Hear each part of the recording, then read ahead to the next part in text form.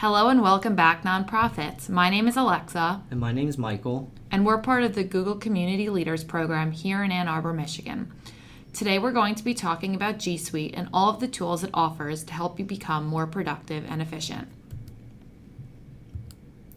On our agenda today, we have Gmail, Calendar, Google Drive, Google Docs, Google Forms, and Google Team Drives.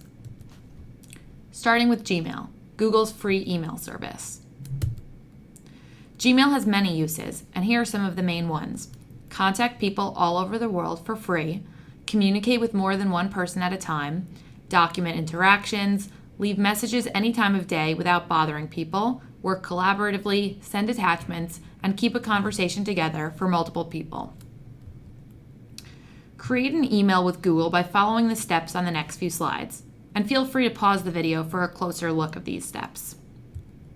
Creating your Google account, privacy and terms, verifying your account, and then you'll get an email address. Getting to Gmail, you can follow these steps. You can see this is the breakdown of your inbox. And now we move on to Google Calendar. So let's talk about Google Calendar. In terms of navigating your Google Calendar on this slide, I'll be starting up on the top left. Here's where you can have the full calendar view. You can click to jump to a different date faster. Next, if you take a look to the right, those two caret symbols, you can go back or forward a page on your calendar. Next, you can change your view from week to month to day, and even search for an event with the magnifying glass. Moving down to the bottom left, you can manage multiple calendars for different responsibilities and sync calendars with work or family. At the bottom right, you can click here to create an event. We will walk through creating an event on the next page. Creating an event.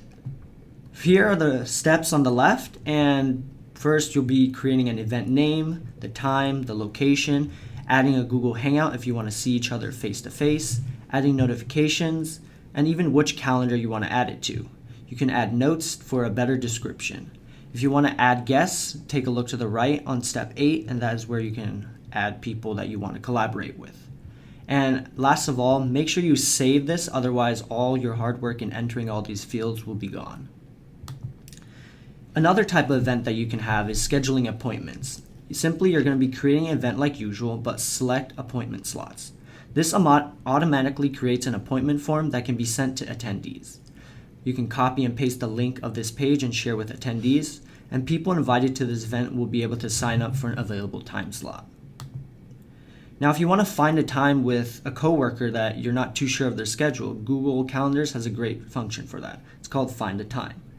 You can find a time by looking at your coworkers' calendars and matching it up with yours to see whether or not there's an available time slot where both of you can make it. Note that some users may choose not to share their calendars, which is why it'll just show up as busy. Moving on, adding calendars. You can add a calendar of your friends or colleagues to keep up with their availability, but they will have to accept it if they are private. And Google also has a variety of interesting calendars to customize what you would want to see in your calendar experience. Additionally, you can create tasks with due dates and reminders. Let's first go over due dates and tasks. This is essentially a checklist of things for you to do. Here are the steps. Again, you can pause the video if you want to read these more in depth, but the main gist of it is that it's a checklist, and once you create a task, you can check it off once you're done. Next is reminders.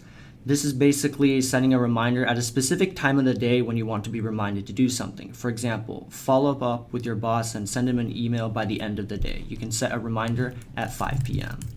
Next is Google Drive, Google's free storage service that lets you store and access files online. Add to your drive by clicking the icon on the upper right-hand corner, and organize it by clicking the folder icon. Here you can see how organizing your drive makes it super easy to locate whichever folder you're looking for. Upload a file or folder to Google Drive by clicking New, and then selecting File Upload or Folder Upload. Now you may be wondering, what falls into Google Drive? Google Drive includes Google Docs, Google Sheets, Google Slides, Google Forms, Google Drawings, and Google Sites.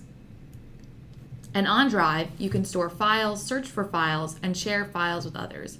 Collaboration has never been easier. Click Share to share your files and folders, and even choose what collaborators can do by selecting the boxes of your choice. Feel free to pause the video for a closer look. Lastly, thanks to the cloud, you can access your files from any device.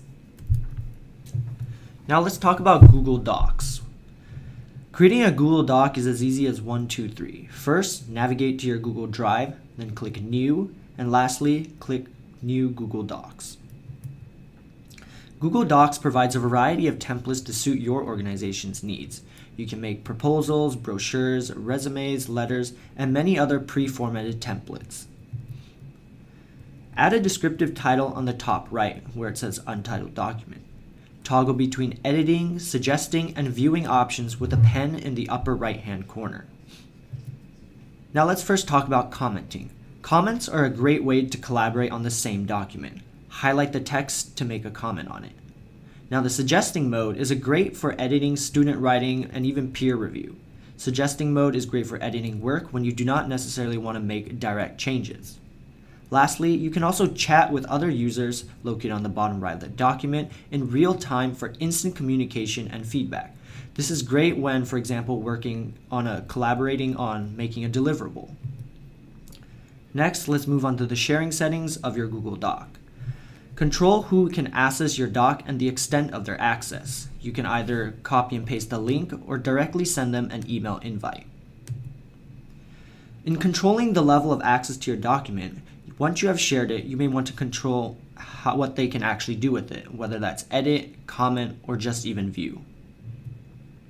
Google Docs on the go.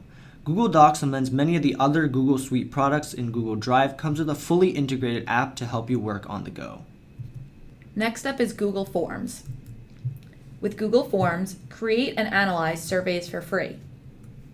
And customize your forms however and whenever. Go to Settings in the upper right-hand corner to change the color, collect email addresses, limit number of responses, and more.